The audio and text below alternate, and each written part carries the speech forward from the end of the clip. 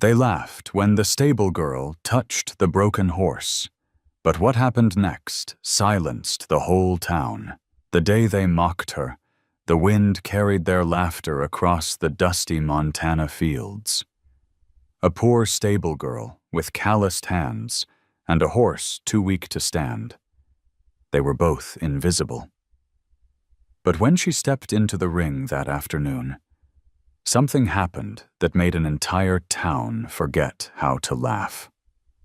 The late afternoon sun of Montana burned low, hanging over the dusty arena like a tired eye that refused to close. Heat shimmered above the sand.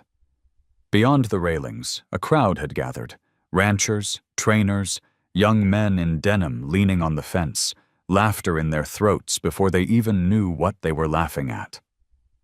In the center stood a gray horse, ribs showing beneath its dull coat. Its front leg trembled, as though each breath might shatter it. The man beside the horse, Brock Halley, the owner of the largest ranch in the county, raised his hand and gave the lead rope a sharp tug. The horse's knee buckled. The crowd erupted. Someone shouted, "That thing's good for glue, not a saddle." Another voice answered with cruel joy. Dust lifted like smoke, swallowing their laughter into the gold light. Outside the ring, a young woman held a broom close to her chest. Her name was Mara, and her job was to sweep the stalls, not to speak. She wore an old canvas shirt with the ranch's emblem half faded, boots that had lost their shine years ago, and eyes that didn't flinch when others did. When the gray horse stumbled, her hands gripped the broom tighter, not out of fear, but because she felt the sting of it somewhere deep in her chest. Brock turned to the crowd with a smirk. "Worthless," he said, loud enough for everyone to hear. "Even a stable girl wouldn't waste a minute on this one." His words cut through the air like barbed wire. A few laughed again. Some looked away, uneasy. Mara's gaze met the horse's for a fleeting second. Beneath the grime and fear, she saw something. Not wildness, but exhaustion. The kind that comes when life stops expecting kindness. For a heartbeat, she forgot about the laughter, the job, even the broom in her hands. There was only the trembling animal and the silence between their breaths. Then Brock snapped the lead rope once more, pulling the horse toward the gate. "Get this wreck out of my sight," he muttered.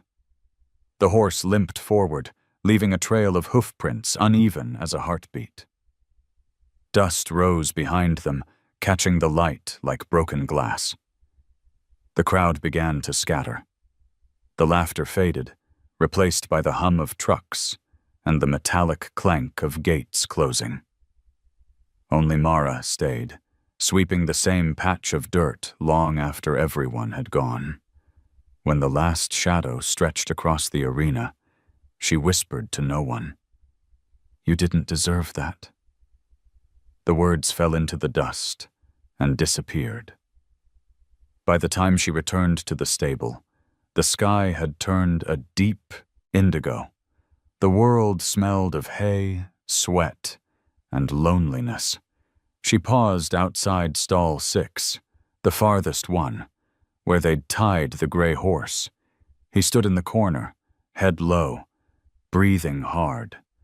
The chain around his halter rattled softly. Mara set the broom aside and knelt just beyond the gate. "Hey," she said quietly, as if speaking to the night. "You're safe now." The horse flicked an ear, but didn't move. A flicker of light caught in his dull eye. Moonlight, or maybe the faintest spark of trust. For a long while, she simply sat there, knees pressed into the dirt, listening to the steady rhythm of the animal's breath. Behind her, wind brushed through the eaves, lifting the scent of dry hay. Every sound was small, the sigh of wood, the distant bark of a dog, the faint squeak of a mouse. In that hush, the world felt paused, waiting for something it couldn't name. Mara finally stood. Her shift was over, but she didn't leave. Instead, she reached into her pocket, found the small silver pendant her mother had given her years ago, a charm shaped like a horse's head, tarnished with time. She rubbed it between her fingers and hung it quietly on the nail beside the stall door. "For luck," she whispered. The horse's breathing steadied. When she turned to go, the faintest sound followed, a single hoof scraping the floor, slow and uncertain, as if acknowledging her. Outside, the wind carried the last of the day's heat away. The arena lay empty now, just a sea of dust and quiet, where laughter had once echoed. Mara walked home under a wide Montana sky bruised with stars, her boots leaving shallow prints in the dirt road. She didn't know it yet, but something had begun in that silence, something the world around her would laugh at again before it ever learned to understand. And as the wind drifted through the fields, carrying the smell of dry grass and distant rain, the gray horse in stall 6 lifted his head for the first time that night, searching for the sound of her footsteps. The night pressed down heavy on the small house at the edge of town. It was the kind of darkness that swallowed sound, where even the ticking of the old wall clock felt like it came from another world. Mara unlocked the door and stepped inside, boots scraping against the cracked wooden floor. The air smelled faintly of rain and old wood smoke, the scent of things left behind. She dropped her jacket on the chair and stood for a long time in the dim yellow light. Her hands were still trembling, not from fear, but from the echo of that afternoon, the laughter, the dust, the image of the gray horse sinking to its knees. She poured herself a cup of tap water, took a sip, and leaned against the counter. Her reflection in the window looked like a stranger. Older, maybe, or just tired. On the shelf by the window sat a small tin box, dull and dented. It had belonged to her mother. She hadn't opened it in years. But tonight, something inside her urged her to. The latch stuck for a moment before giving way with a faint click. Inside lay a folded letter, edges yellowed, paper soft from time. Her mother's handwriting slanted and uneven. "Mara, if you ever feel lost, stay close to what still breathes, no matter how weak. The world forgets easily. Don't be like the world." She read it twice. Then again, slower. Her throat tightened. She could almost hear her mother's voice, calm, low, carrying the rhythm of wind through tall grass. Outside, thunder rolled somewhere beyond the hills. Mara set the letter on the table and pulled her chair close, elbows resting beside it. The lights flickered once, twice, then steadied. She thought of the horse, its shaking leg, the dull coat, the eyes that seemed to ask nothing. The world had already given up on it. Maybe that was why she couldn't. She grabbed her raincoat and headed out again. The road to the stables was empty, except for the wind pushing across the open fields. The sign of Halley Ranch creaked overhead, its paint peeling in long curls. The security light by the barn buzzed like a trapped insect. She moved quietly, her boots sinking into the damp earth. At stall 6, the gray horse, Ash, stood motionless. His breath came in shallow bursts, chest rising and falling like a fragile bellows. The wound on his leg was wrapped in an old bandage, stiff with dried mud.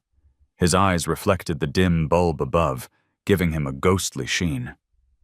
"Hey," she whispered. Her voice trembled, almost lost in the hum of rain. "It's just me."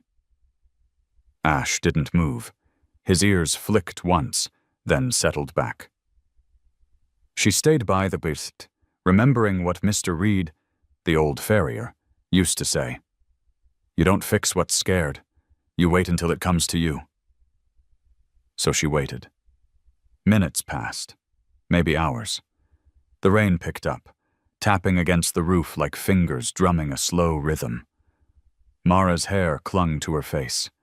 Her knees began to ache from crouching, but she didn't move. She just breathed. In and out, slow and steady. Eventually, Ash's breathing matched hers. Something shifted then. It wasn't big or sudden, just a soft exhale that seemed to loosen the air between them. He didn't step closer, but he didn't pull away either. And that, for now, was enough. Mara reached into her pocket and took out a small piece of apple she'd saved from dinner. She laid it on the ledge of the stall and waited. For a moment, nothing happened. Then Ash's muzzle lowered, nostrils flaring. He sniffed, hesitated, and finally took the piece between his lips. A faint smile touched her mouth. "That's it," she murmured. "You're not alone." A truck door slammed outside. Mara froze. The heavy stomp of boots followed, Brock's voice echoing through the barn. "Who's in here?" Her pulse jumped. She stepped back into the shadows. The man's figure appeared at the far end, outlined by the light from his phone. His breath reeked of whiskey. "You again?" he said, recognizing her. "The stable girl who talks to ghosts." Mara didn't answer. "You think that bag of bones can be saved?" he sneered, pointing toward Ash. "It's a waste of feed, girl. You got pity to spare? Go feed the strays downtown. This one's done." He turned to leave, the sound of his boots fading down the aisle. When the door slammed shut, the walls seemed to tremble. Mara exhaled slowly, realizing she'd been holding her breath. Ash shifted, stamping once, restless.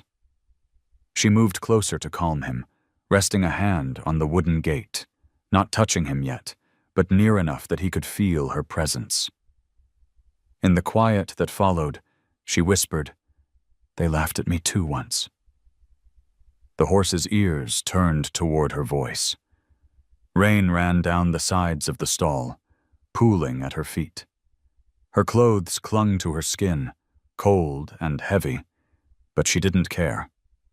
For the first time in a long while, she felt something like purpose threading through the silence. When she finally left the barn, dawn was beginning to bruise the sky, pale gray and gold. She looked back once, and in that weak light, Ash lifted his head. It wasn't much, but it was a beginning. As Mara walked home, the letter burned quietly in her pocket, its words whispering against her heart. "Stay close to what still breathes." She didn't yet know what it would cost her, or how far that promise would carry them both. But she knew this. She wouldn't walk away again. By the time dawn shook the last stars loose, the road back to the barns was the color of pewter and ash. Mara had not slept.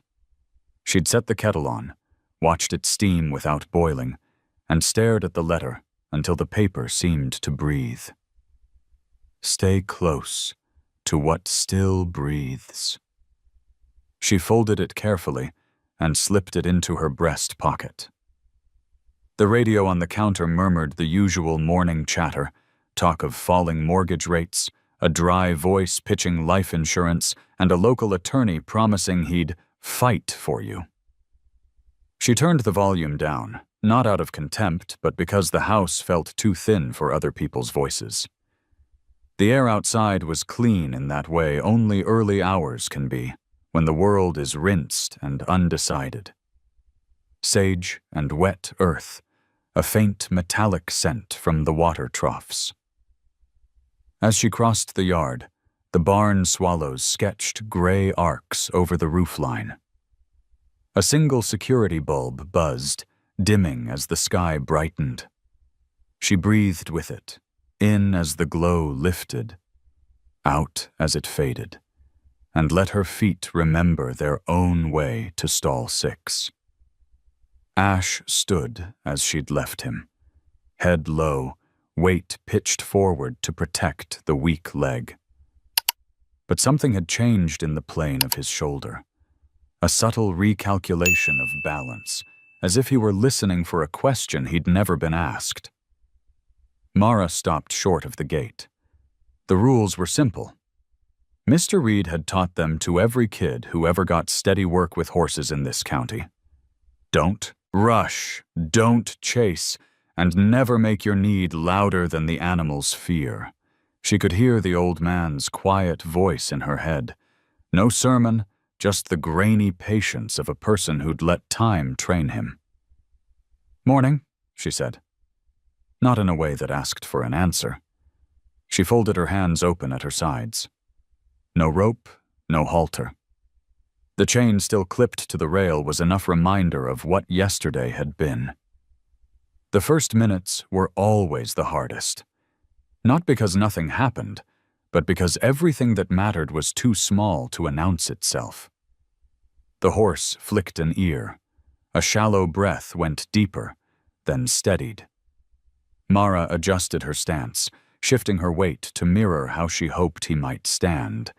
Easy in the hips, soft at the knees, the way Mr. Reed showed her by the round pen years ago. Let your bones have some mercy. She felt a foolish heat rise in her cheeks, as if someone might laugh to see a girl pretending to be a horse. No one was there. That helped and hurt in equal measure. Ava's footsteps came like a whisper down the aisle. "You started early." She leaned on the post beside Mara, cheeks pink from the cold. On her hoodie, a coffee stain had made a map of some unknown country. "I never stopped," Mara said, and immediately regretted the drama of it. But Ava didn't smile. "Brock was roaring on the phone at 5, Ava said quietly. "He told the feed supplier to hold back the order. Said he won't throw good money after bad." She swallowed. "He also said you're not to waste farm fuel running the heater in here at night." Mara nodded once. The practical world pressed its case in details. Dollars and bales, feed ratios, and credit card charges that made the ranch bookkeeper curse under her breath. She felt all of that in the small of her back, a steady ache. She also felt Ash's breath settle into a rhythm that asked her not to move just yet. She didn't. Ava watched the gray horse for a moment that seemed to smooth the edges off her voice. "He's not gone," she said finally. "No," Mara said. "Reed'll be in later. He's trimming up at the Willets' place first. He left you this."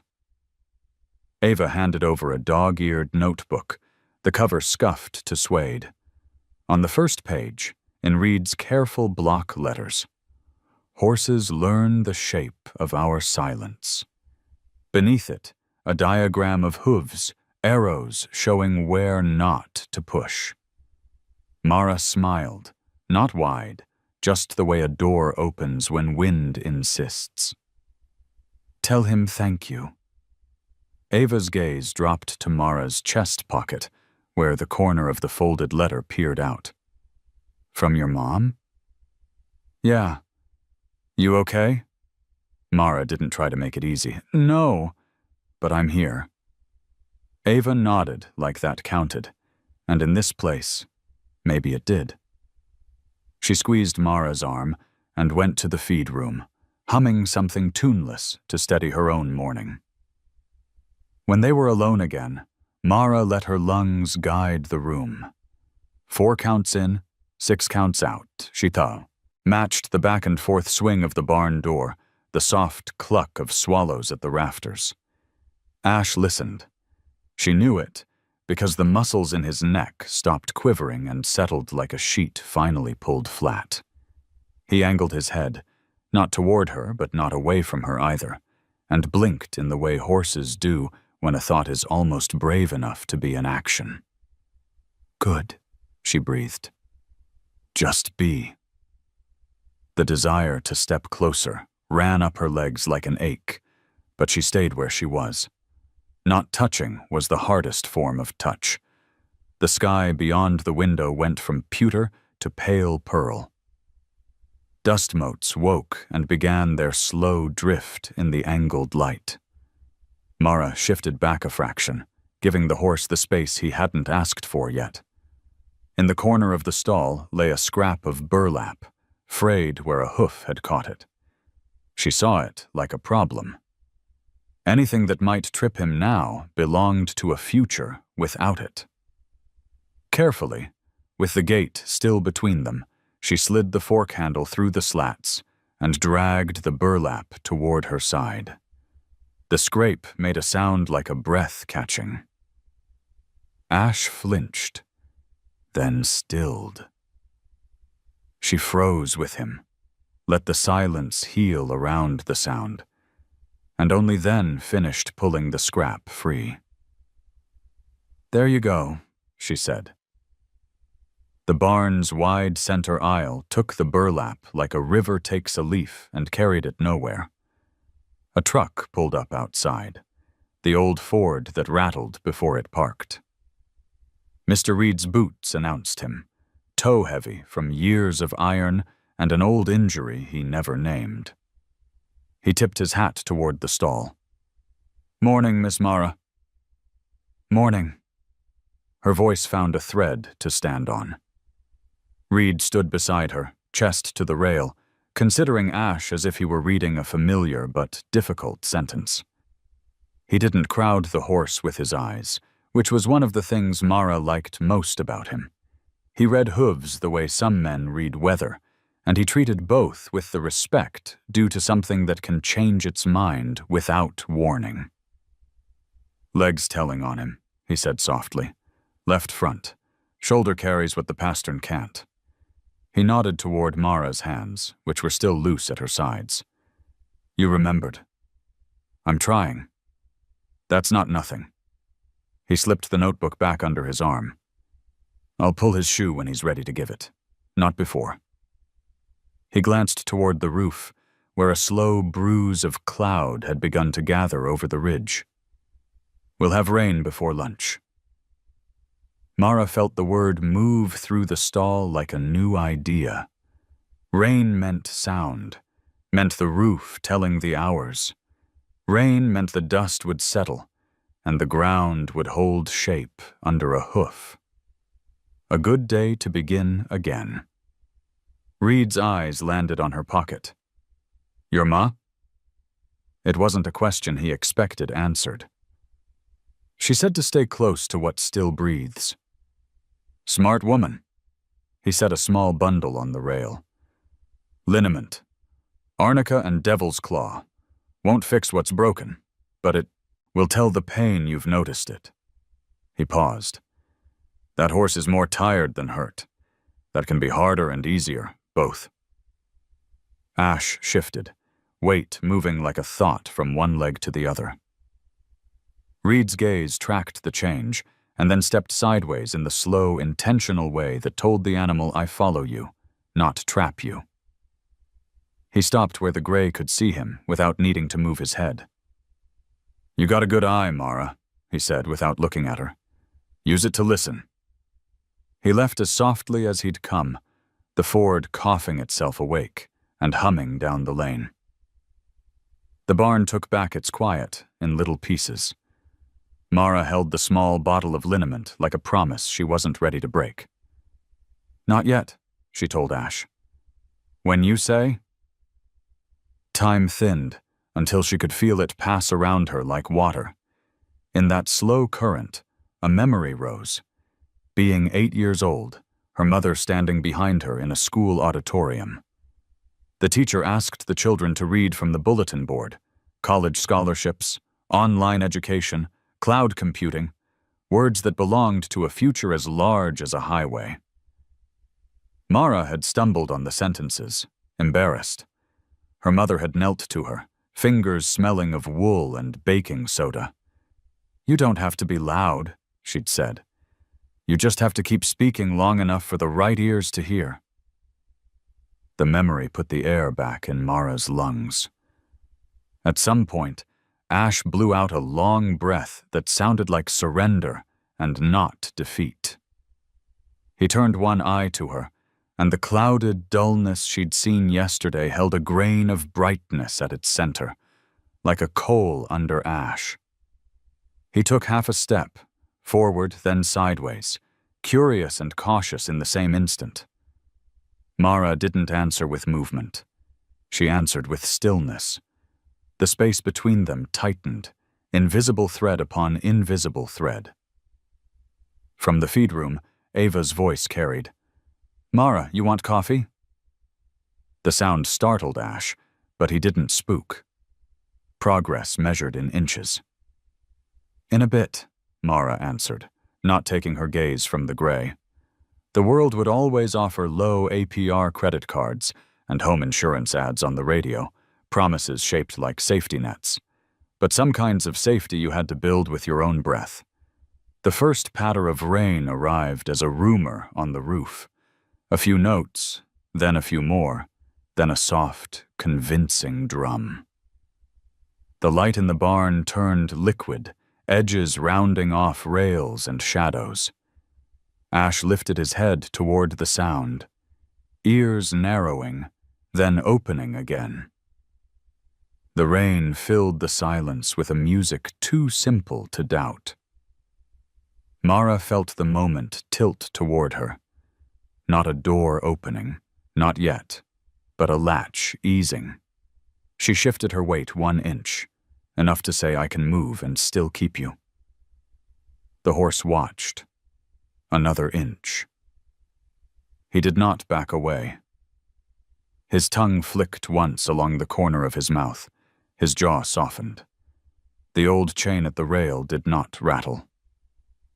"Good," she whispered, and the word was not praise so much as recognition. The rain grew steadier. A cool draft brushed her face and lifted the fine hairs along her arm. Somewhere down the aisle, a bucket pinged as a drop found the one weak seam in the roof. Ash stretched his neck, not toward her but toward the space where she was, which was close enough to count. The tip of his muzzle tasted the air near her hand and found it unremarkable in the way safe things are. The breath he let out touched her knuckles like fog. She didn't reach. Not yet behind the barn, thunder rolled a distant shelf across the hills, a slow freight taking its time. The day that had begun as pewter had turned the color of damp wheat. Even the dust seemed to choose a place to settle. Mara stood in that gentled light, with rain telling the roof how to sing, and a horse deciding whether the world would allow one more try. "Whenever you're ready," she said, as much to herself as to him. And when the next drop slid from the rafters and landed between them, he didn't flinch. By noon, the clouds had folded themselves into a single gray sheet, heavy enough to dim the world. The first drops came slow, deliberate, like someone testing a roof for leaks. Mara was brushing out the stalls when she heard the rhythm shift, not just rain now, but the sound of it finding its pace. The air filled with that clean, copper smell that belongs only to new rain on dry earth. She set the broom aside and leaned against the door of stall 6. Ash stood quietly, his coat already stippled with dark, wet spots from where the roof leaked. The rhythm of the drops matched the low sound of his breathing, a steady metronome that calmed her without asking permission. When she stepped inside, the air was cooler. She could see each breath leave her lips and fade. Ash flicked his ears, but didn't move away. The last few mornings had taught him that not every sound meant danger. Not every hand meant harm. She took her time, letting her boots scrape the floor in soft, slow arcs. "Looks like we got that rain you ordered," came a voice behind her. Ava entered with a mug of coffee in one hand, her phone in the other. "Half the town's complaining about the mud, but Brock's loving it, says it's good for the hay market. He's already on his phone trying to lock in a crop insurance deal before the prices swing again." Mara smiled faintly. He never misses a chance to make money off the sky. Ava shrugged. He's got a talent for it. Shame he can't sell decency at the same rate. Ash snorted softly, as if seconding the thought. Mara's eyes softened. She brushed a few strands of wet hair from her face. "You heading home soon?" "After I drop feet at the east barn," Ava said. "You?" "I'll stay a while." Ava didn't argue. She set the mug on the ledge and nodded toward the gray horse. "You look better, old boy," she said.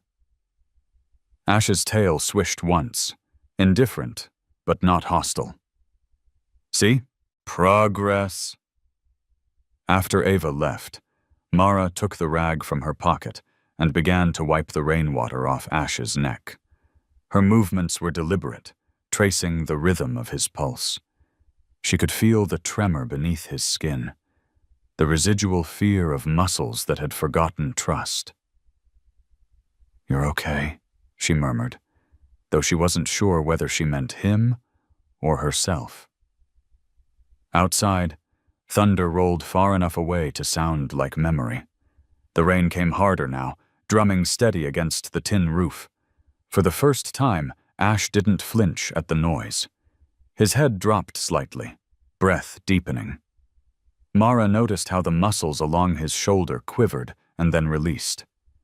She hesitated, then reached forward, her fingers stopping just shy of his coat. "Can I?"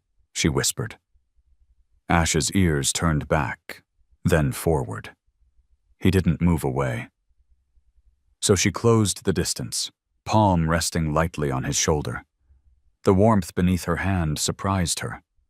Alive and fragile, like the pulse of something that had waited too long to be touched. For a moment, neither of them moved. The barn's hum faded, even the rain seemed to hush itself, as if watching.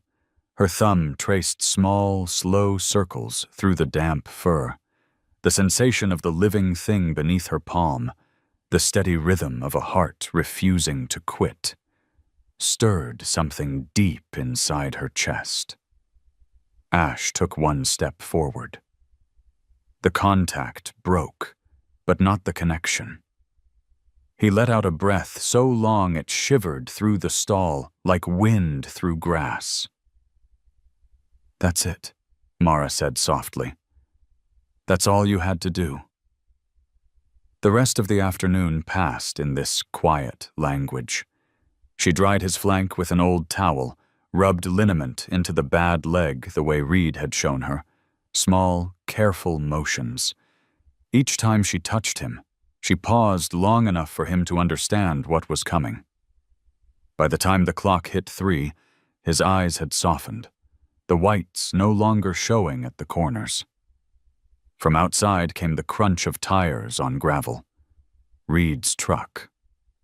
The door creaked open, and the old man stepped in with rain still clinging to his hat brim. "Figured you'd be here," he said. "Rain makes the good ones restless." Mara looked up, smiling faintly. "He's not restless anymore." Reed studied the horse for a long moment. "No," he said finally. "He's thinking again." He set down his toolkit and ran a thumb along Ash's neck, where Mara's hand had been. "That's the spot," he he said. "Every horse has one, the place where the body remembers being safe." He worked quietly after that, trimming hooves, resetting a shoe on the good leg, showing Mara how to steady the rope without tightening it. The storm outside eased into a whisper. When he finished, Reed wiped his hands on a rag and nodded toward her pocket. "You still got that letter?" "Always," she said. He grinned. "Then you'll be fine. That kind of reminder keeps people honest. Better than any retirement plan or tax. Lawyer could." She laughed, the sound small but clean. "You ever think you've seen too much to be surprised anymore?" Reed pulled his hat lower. "Then something like this happens," he said, tilting his head toward Ash. "And it surprises me anyway." When he left, the light was fading, the kind that makes the world look softer than it really is. Mara sat in the stall doorway, legs folded beneath her, the gray horse behind her breathing slow and steady. From somewhere down the valley came the sound of kids shouting, the ranch hands' children chasing each other through puddles. The sound was distant enough to feel like a dream. Mara reached for her phone and saw a new message from Ava. "They're saying Brock wants to clear out the lower stalls. Watch your back." She didn't answer. Instead, she set the phone down and reached behind her.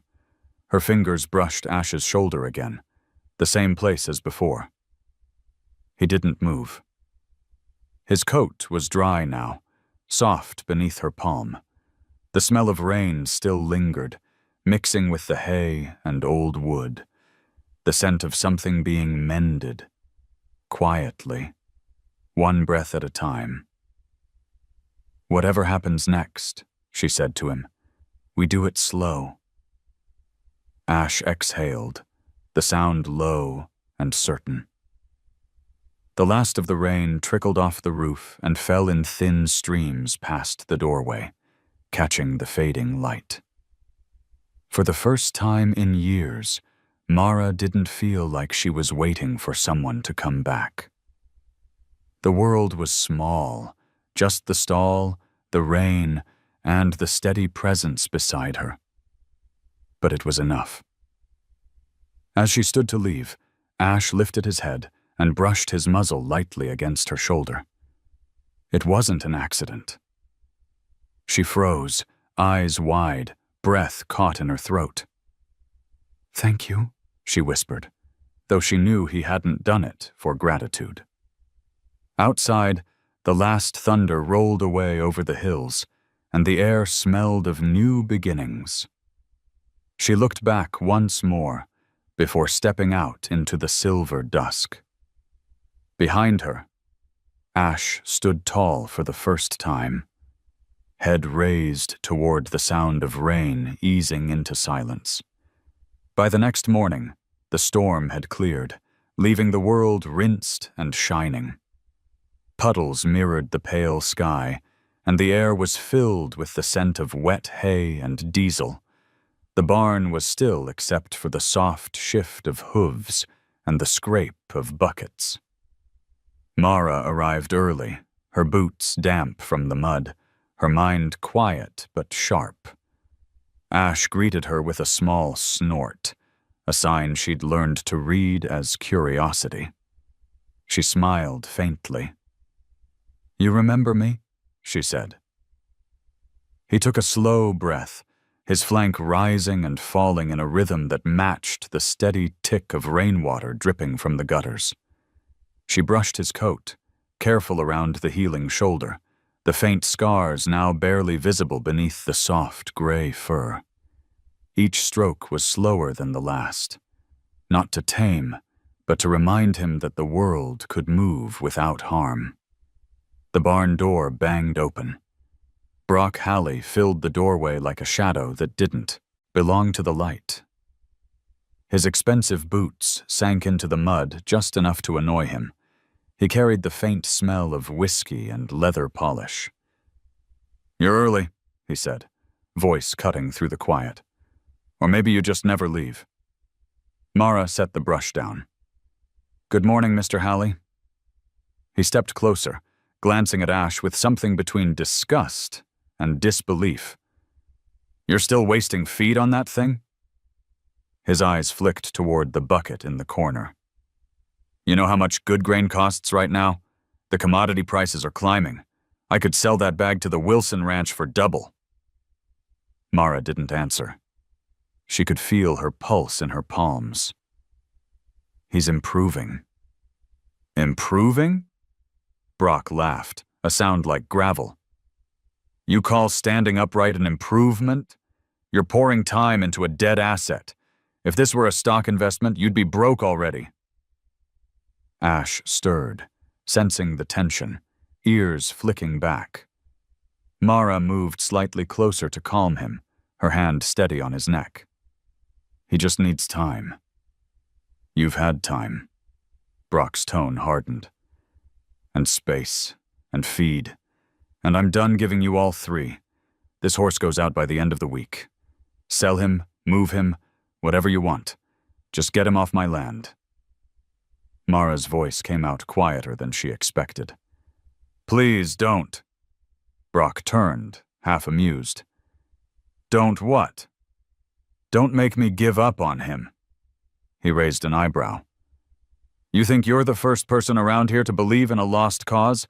I've buried better horses than that one. You want to save something? Save your paycheck. Her hands clenched. Give me 10 days, she said suddenly. If he's still weak by then, I'll take him myself. Brock stared at her, as if trying to decide whether she was insane or simply naive. 10 days, he repeated, drawing out the words. And what are you going to do? Pray over him? Whisper your pretty words until he forgets he's broken? Mara's gaze didn't falter. I'm going to show you. That caught him off guard. Show me what? That he still has dignity. For a moment, silence filled the barn. Even the horses seemed to stop moving. Brock finally laughed again, but it wasn't cruel this time, just cold amusement. Fine, 10 days. But when he collapses again, it's on you, and I'll make sure everyone's there to see it.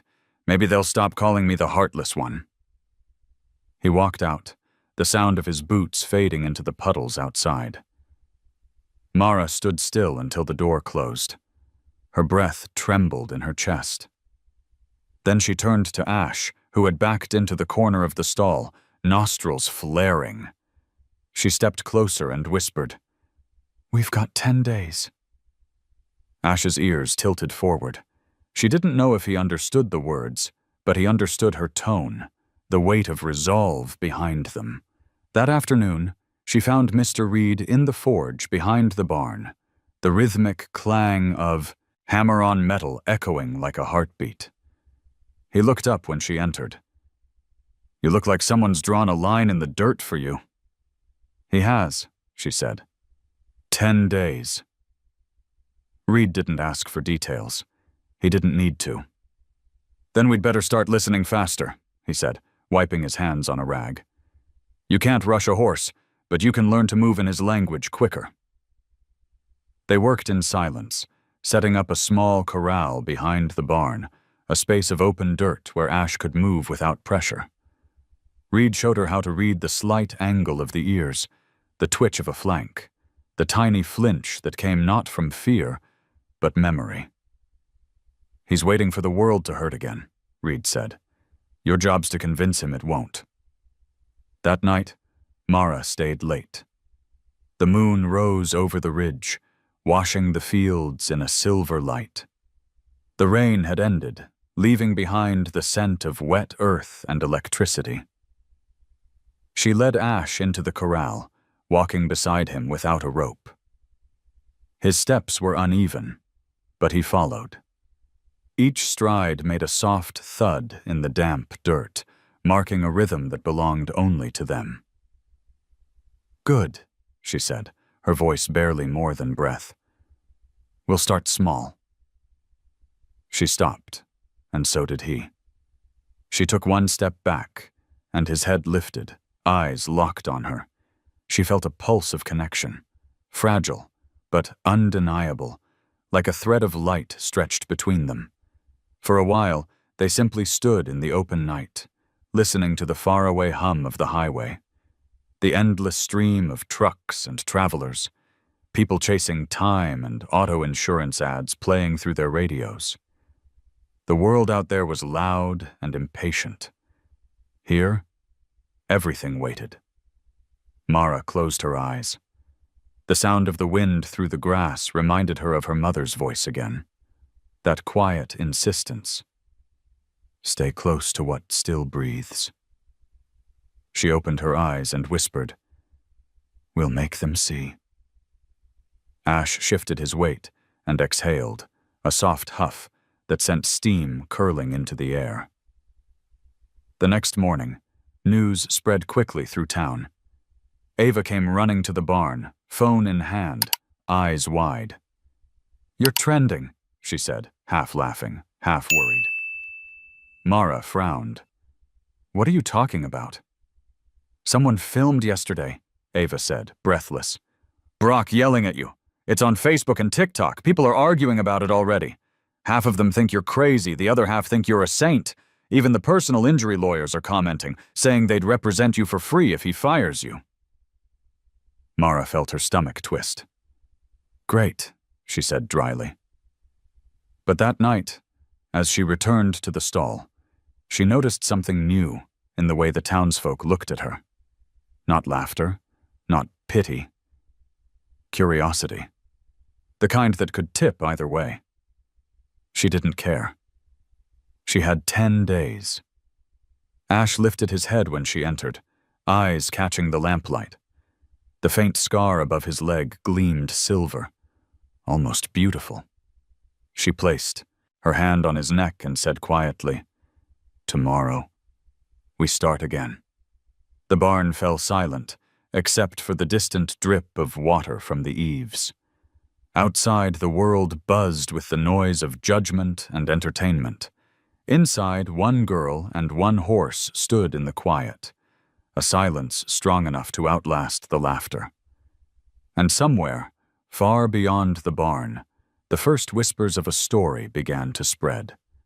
About a stable girl, a broken horse, and 10 days that might change everything. Dawn held the barns in a pale hush, the kind that makes every sound feel chosen. Mara dragged a rake across the small practice pen behind the east wall, pulling the ground into soft furrows so the footing would receive a stumble without punishing it. Sand and damp earth made a quiet seam under her boots. The 10 days had begun counting themselves. She could feel each one like a bead passing through her fingers.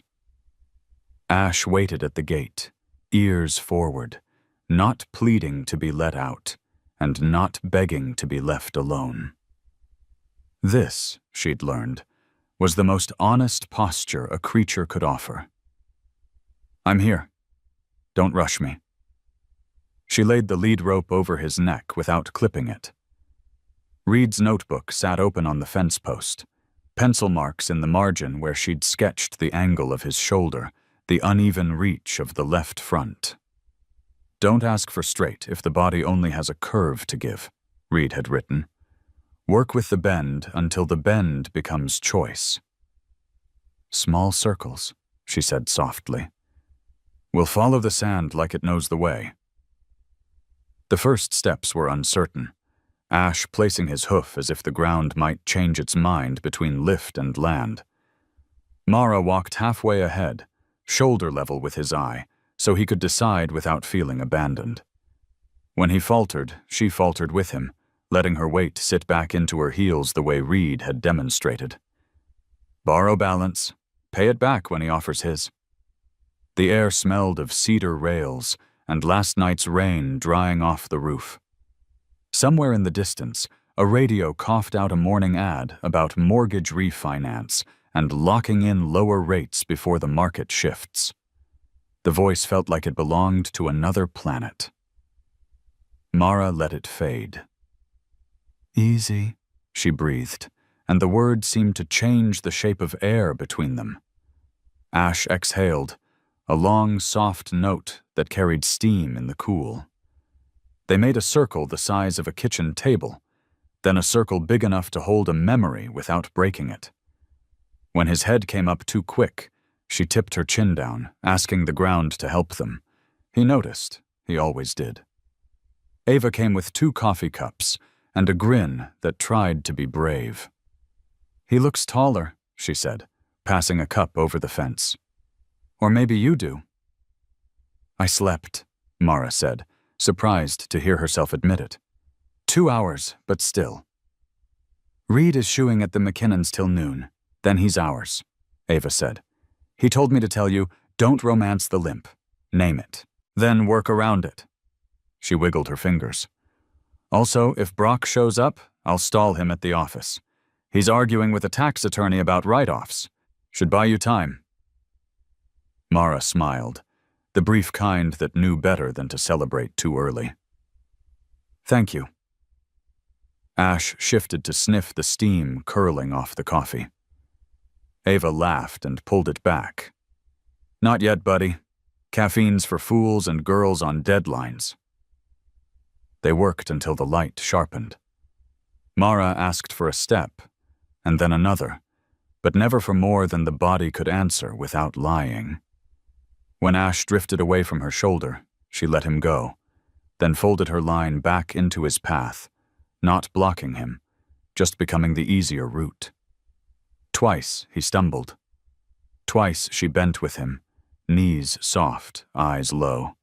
The third time, he caught himself, and his ears flicked as if he'd heard an applause that never made a sound. At mid-morning, Reed's truck rattled into the lane. He leaned his arms on the top rail and watched the gray horse like a man reading weather on a fence line. "That's a good mistake," he said when Ash bobbled and steadied. "Means he's experimenting." Mara brushed a forearm across her brow. "I keep wanting to fix him before he tries." "That's mercy for you," Reed said. "Sneaks in dressed like Control." He set his hat back and climbed through the rails with the slow assurance of old knees that still believed in their job. "Let's look at that shoulder." He didn't touch first. He never did. He let Ash decide whether the old man belonged in his circle. When the horse lowered his head, Reed placed his palm high on the withers, adjusting nothing, just letting the heat of his hand say he had noticed. "All right," he murmured. "Step away from me, Miss Mara. Not far. Let him choose who to follow." She moved, a measured 3 paces. Ash hesitated. One eye on Reed, one on Mara, then drifted to her side, lining his breath with hers as if the two had an agreement. Reed nodded. "There, that's the beginning of honest movement. Now we trade surfaces. Sand teaches one truth. We'll need another." They shifted to the narrow strip of damp grass along the fence, then to a patch of packed dirt by the hose. Ash read each change like a new dialect. On the firm ground, the limp announced itself sharper, so they circled back to the sand, not as retreat, but for translation. Reed handed Mara a warm cloth from a small pail he'd tucked under the rail. "Lay this across the shoulder head. Let the blood know we're paying attention."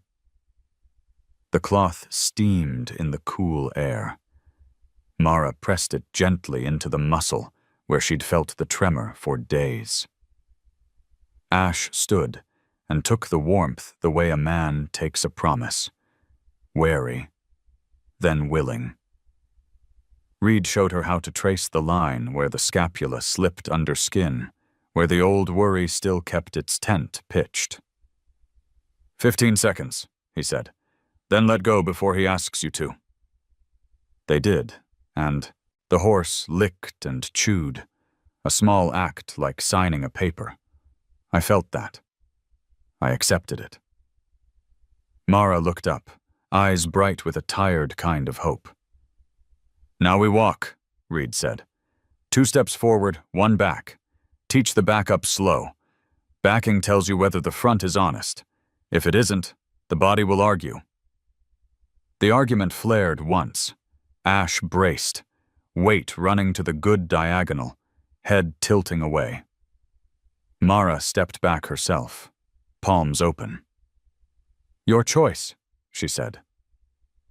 Reed didn't make a sound. The wind hustled a string of high clouds across the blue. Ash blinked, loosened, and took the backward step. The sand whispered under his hoof like approval. Mara wanted to cheer. Instead, she mirrored the motion again, as if they'd always known it. By noon, they had a quiet liturgy of movements, small circles, a pause, a backward step, a longer exhale. The barn radio drifted in and out with the news, grain futures steady, a local bank pushing high-yield savings, and home insurance bundles for peace of mind. Reed smirked. "Peace of mind's cheaper if you earn it with breath," he said, and Mara thought of her mother's letter and nodded. Brock arrived when the heat came up off the dirt in mirages. He wore a crisp shirt the color of new money and sunglasses that turned the world into a mirror. From the gate, he watched without coming closer. One of his foremen stood at his shoulder, a clipboard under one arm. Brock's voice carried across the pen. "You teaching it tricks? Or is this some kind of pity parade?" Reed didn't turn. "If you want a show," he said, "go to the fairgrounds." Brock's smile didn't reach his mouth. "Oh, I intend to," he said. "Day 10, full bleachers." Mara touched Ash's neck to steady her own stomach. "We'll be ready," she said, and the fact that her voice didn't shake felt like a gift from someplace she couldn't name. Brock shrugged. "The town loves a spectacle, and I love being right." He left with the hollow clap of expensive soles on dry ground. Ava arrived with a first aid kit and a look that begged to be defiant.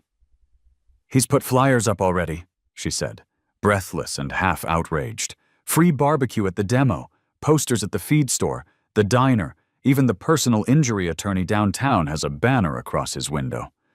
Justice for all, even horses." Reed chuckled without humor. "If attention is a currency, that man's got a printing press." Mara kept her eyes on Ash.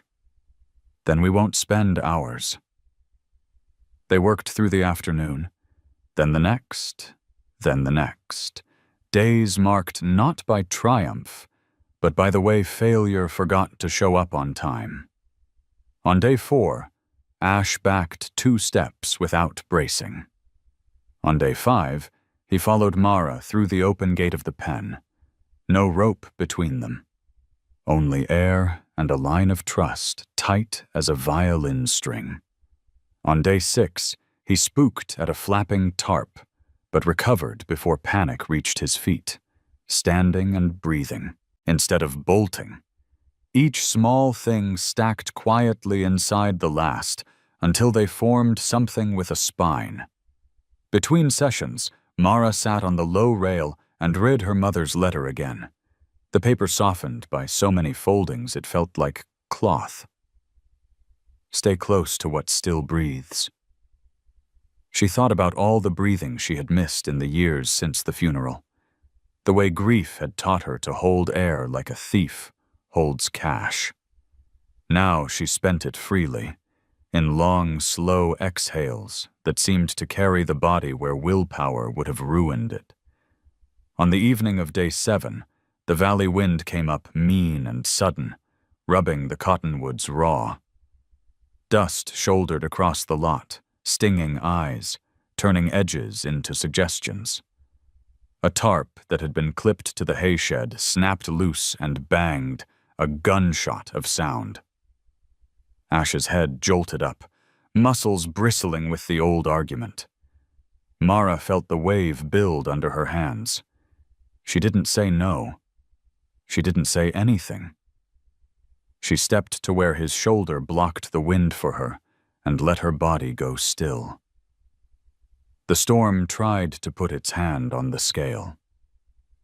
For 3 heartbeats, the horse teetered between flight and remembering.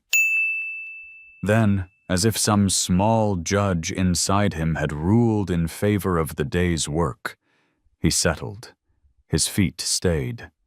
The snort he blew was defiance at weather and history both. Mara didn't wipe her eyes. The wind did that for her. Reed came out from the tack room, hat pulled low, grin quick like a secret. "There," he said. "There's your evidence. He chose you over the wind." They ended with water walking, Mara coaxing Ash through the shallow trough Reed had set with old beams and a tarp. The water rose to the fetlocks and made a sound like hands washing. It cooled the heat from the work and taught the legs to find themselves when the world got slippery. Ash's ears went helicopter wide, but he stepped, then stepped again. The stars were beginning, pale at first, then bolder.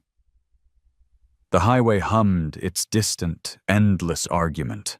A billboard far down the road glowed with an ad for life insurance promising, "What matters most." Mara smiled at the irony. What mattered most was breathing right next to her, steaming gently in the night. On the morning of day 8, Ava brought a small crowd of kids from town.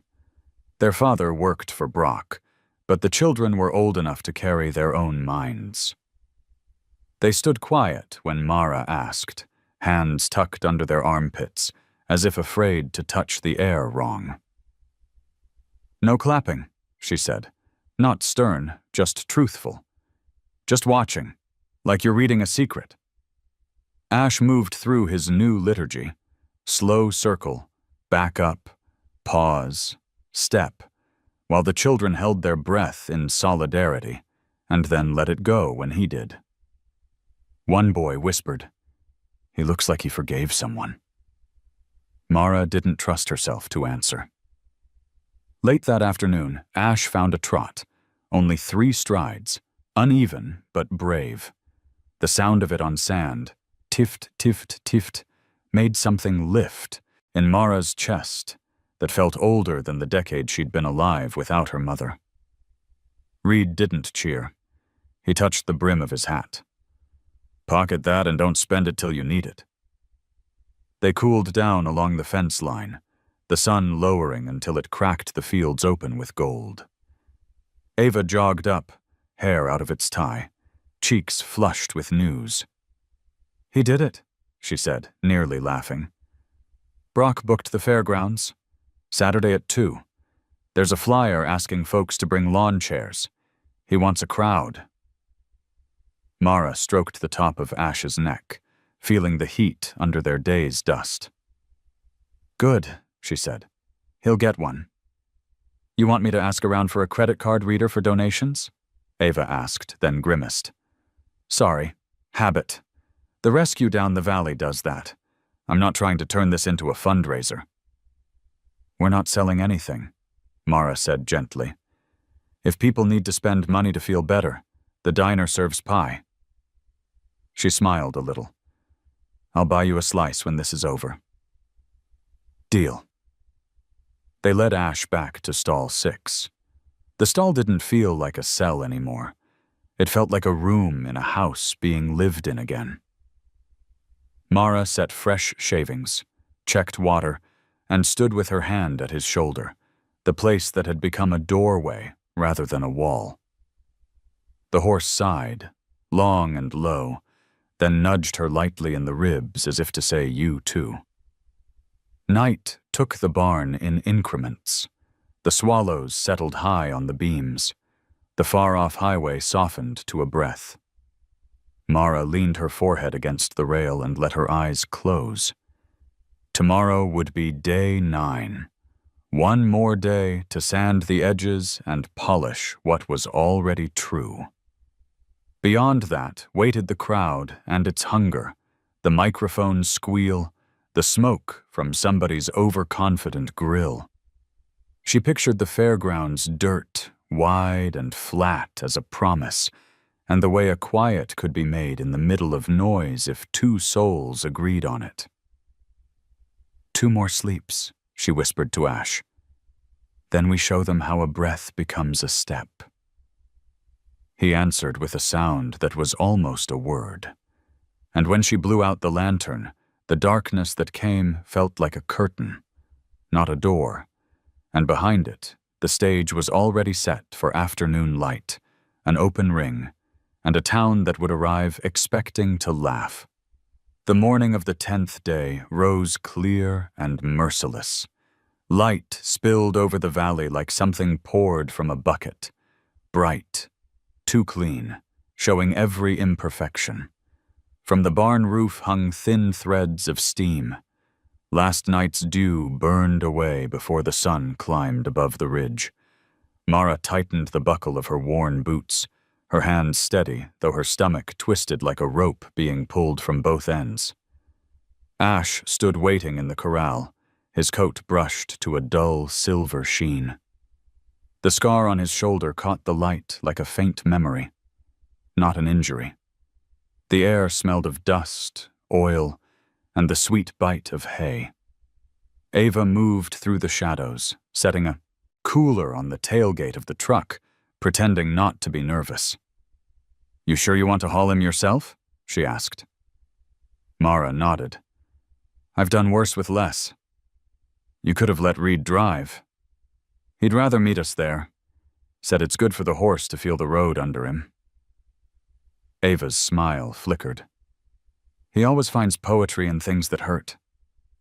She looked out toward the highway, where banners flapped from every fence post. Free BBQ at the fairgrounds. Saturday at 2. In smaller print, the Halley Challenge. Can the stable girl's horse stand proud? The headline made Mara's jaw tighten. They don't even call him by name. "They will," Ava said. "After today, they will." They loaded the horse into the trailer, careful and slow. Ash hesitated once at the ramp, then stepped forward, trusting the hand at his neck.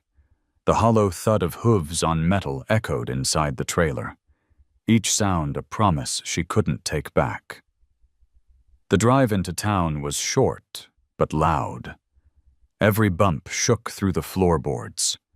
Wind whipped dust across the windshield, and the radio coughed through static until a voice broke in, selling auto insurance at unbeatable rates. Mara turned it off. She didn't need reassurance about accidents. She lived among them every day. When the fairgrounds came into view, her breath caught. The arena was bigger than she remembered. Wide dirt ring, bleachers already half full, kids with ice cream, men with folded arms, women shading their eyes. Brock Halley's truck was parked near the judge's stand, his name printed across the side in gold. He was shaking hands, laughing, performing. Reed waited by the gate, hat pulled low, sleeves rolled up. He walked to the trailer as Mara opened the latch. "He travel steady?" "Didn't move." "Good. Means he's thinking, not fighting." Reed looked past her toward the crowd. "They're ready to be entertained." "I'm not here to entertain them," Mara said quietly. "I know." He smiled. "That's what makes this worth watching." They led Ash into the holding pen behind the ring. The ground was softer here, freshly turned. Every step he took sank slightly, leaving clear prints. The announcer's voice echoed through the speakers. Cheerful. Rehearsed. "Ladies and gentlemen, welcome to the Halley Ranch Challenge. Today we'll see if this, rescued gelding can prove himself worthy of the stable he's been occupying for far too long." Laughter rolled from the bleachers like wind across wheat. Mara heard it and felt nothing. No anger, no shame, just a strange quiet that steadied her breathing. She unlatched the rope and looked at Reed. "He walks free today." Reed nodded. Then let him. The gate swung open. The arena was wide, the sunlight brutal. For a moment, Ash froze, blinking against the glare. Then he stepped forward, slow but sure. The crowd murmured, waiting for failure. Brock leaned against Schultz.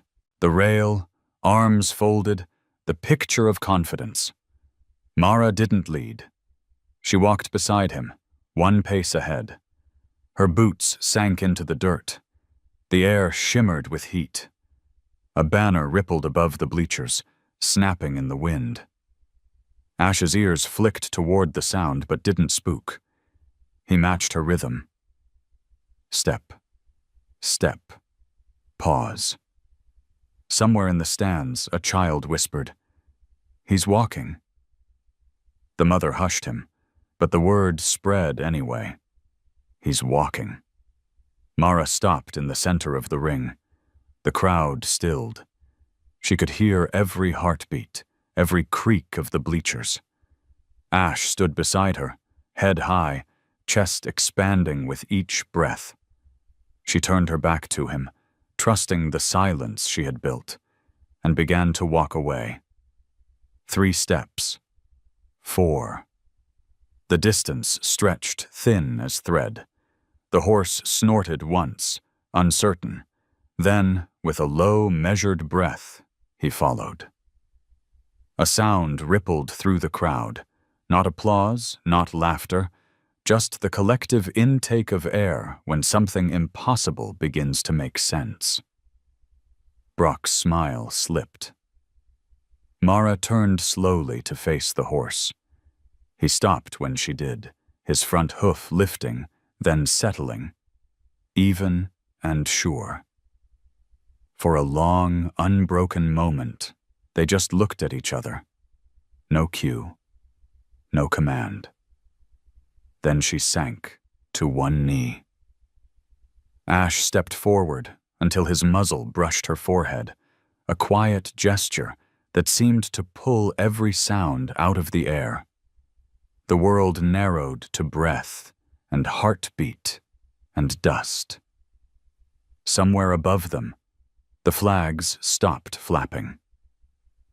The silence lasted 10 seconds, long enough for a single tear to run down Mara's cheek, long enough for the cameras to catch it, long enough for the crowd to forget they'd come to laugh.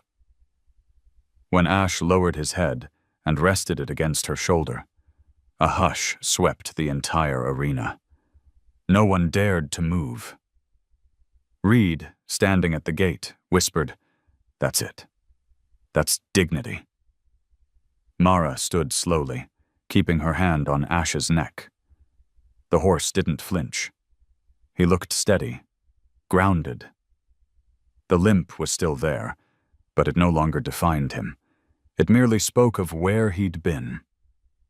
Brock stepped forward, face pale under his tan. "You had help," he said, voice unsteady.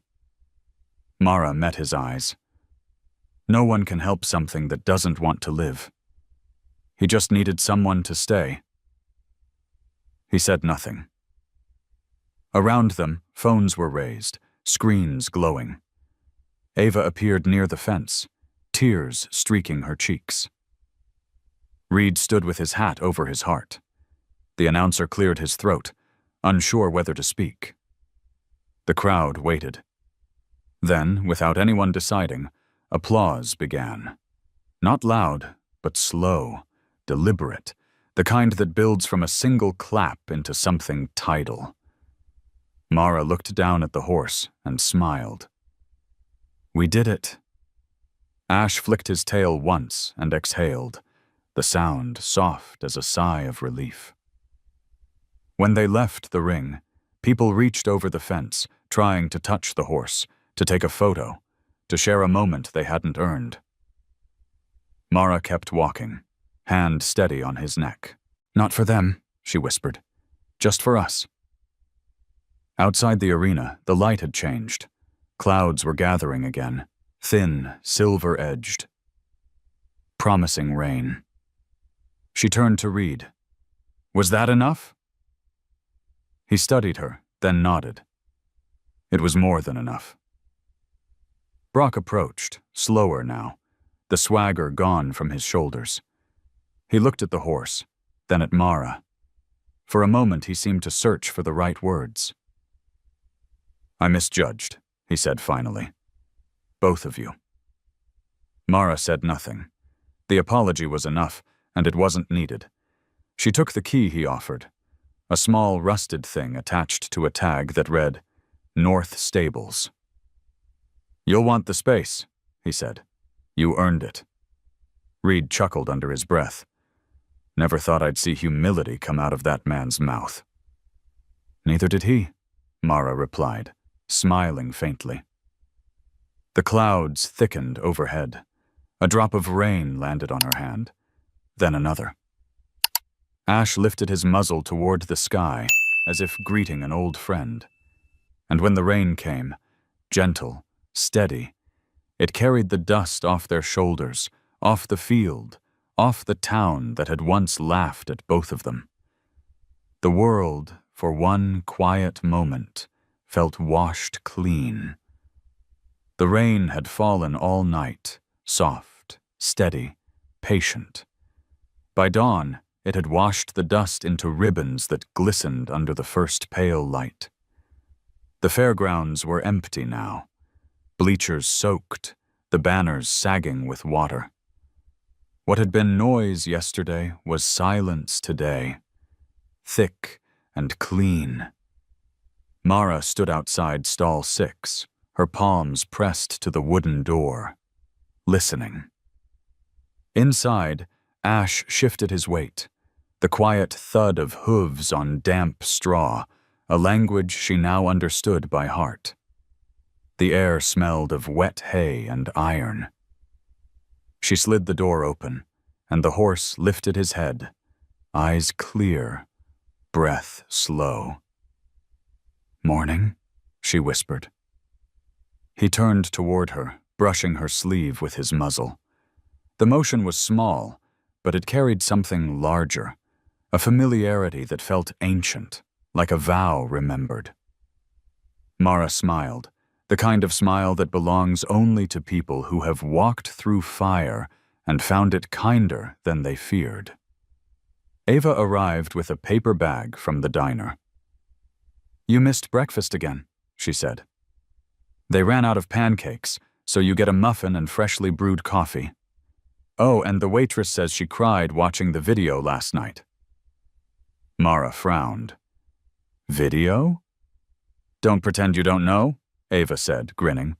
Half the county's seen it. You and Ash under that banner. It's everywhere.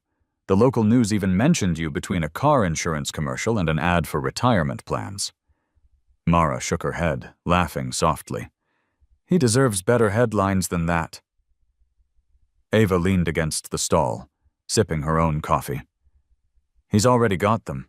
Someone started a fundraiser, the horse that made a town listen. Money's coming in for feed, vet checks, maybe even a new roof for the barn. People are arguing about who gets to write the feature story first. Let them argue, Mara said. We're not selling the ending. Ava studied her for a moment. You're different, you know. Yesterday you looked like someone trying to prove something. Today you just look like someone who already knows. Mara shrugged, eyes drifting toward Ash. Maybe it's because he taught me the only thing worth proving is that gentleness still works. The morning light widened, spilling into the barn. Outside, puddles mirrored the sky, fractured by the ripples of sparrows bathing. Reed's truck pulled up, engine humming low. He climbed out, a thermos in one hand and a roll of papers in the other.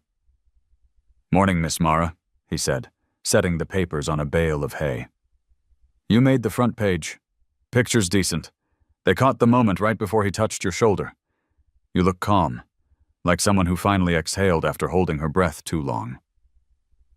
Mara smiled. That's exactly what it felt like. Reed nodded, looking at Ash with the kind of pride he reserved for living things that had earned their second chances. "Brock's keeping his word. Says the North stables are yours to manage. Wants you to start Monday." "That's generous." "He's trying on humility," Reed said dryly. "Doesn't fit yet, but give it time." They shared a laugh that didn't need to be loud. Reed poured coffee from his thermos, handing her a cup. "So, what now?" Mara looked at the horse. "Now we stay." The words hung in the air, simple and certain. Later that morning, a few people from town wandered in, faces she recognized from the crowd. They didn't come with laughter or pity, just quiet curiosity. A boy about 10 held out a small apple, eyes shy. "Can I?" he asked. Mara nodded. "Hold your hand flat." The boy did as told, and Ash leaned forward, teeth brushing the fruit, taking it gently. The boy's smile bloomed like sunlight. "He's softer than I thought." "Most things are," Mara said. When they left, the barn felt warmer, alive with the sound of life continuing. Reed busied himself fixing a hinge. Ava cleaned tack that didn't need cleaning. Mara filled the water trough, humming without realizing it. Outside, the clouds broke apart, letting light pour down in thick gold bands. She stepped into the yard, closing her eyes for a moment. The world smelled of wet soil and possibility. The wind carried distant sounds, someone hammering fence posts, a dog barking, the faint buzz of a radio advertising home improvement loans and life insurance.